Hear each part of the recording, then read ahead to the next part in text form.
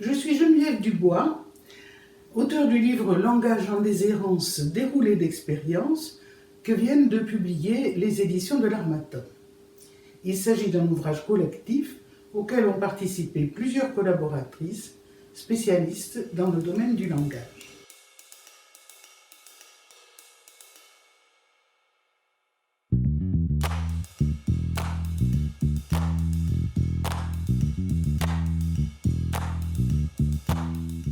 Chargée moi-même d'enseignement d'orthophonie à l'université pendant de longues années, médecin phoniatre, spécialiste de la voix, de la parole, du langage oral et écrit, chez les enfants, les adolescents, les adultes, souffrant de défauts d'acquisition, de troubles ou de détérioration du langage, j'ai pu mesurer la grande diversité, la complexité et la difficulté de ces prises en charge qui s'adressent à une personne en mal de communication.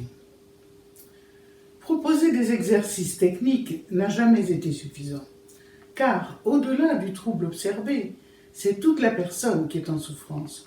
Le trouble du langage a un sens dans sa vie, dans son histoire, et c'est pourquoi il est si difficile parfois de l'aider à évoluer.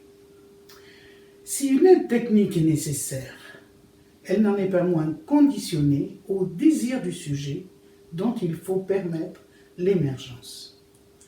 Ceci ne peut se faire que par une reconnaissance pleine et entière du sujet, du temps qui lui est nécessaire, de la liberté qui lui est donnée.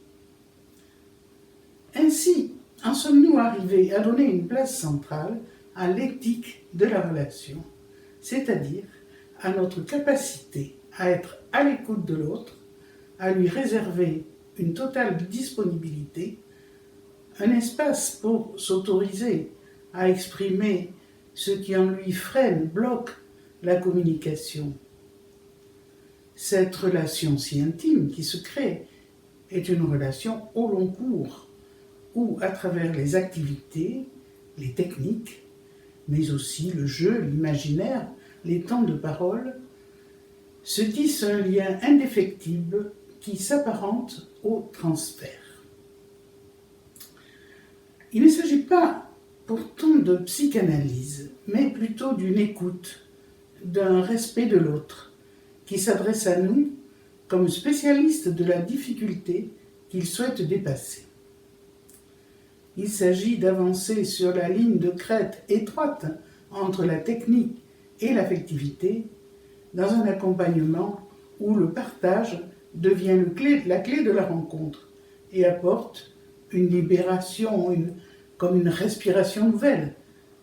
Il s'agit de conduire quand l'autre montre le chemin, comme nous aimons à le dire. C'est une forme de présence, une disponibilité qui nécessite de pouvoir se remettre en question afin d'être à la fois un référent incontournable et un thérapeute garant d'une évolution.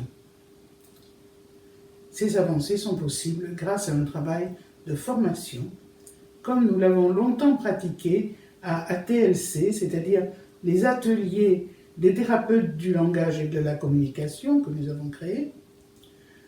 Cultiver notre jardin, c'est là ma conclusion, est une nécessité permanente pour forger notre personnalité de thérapeute.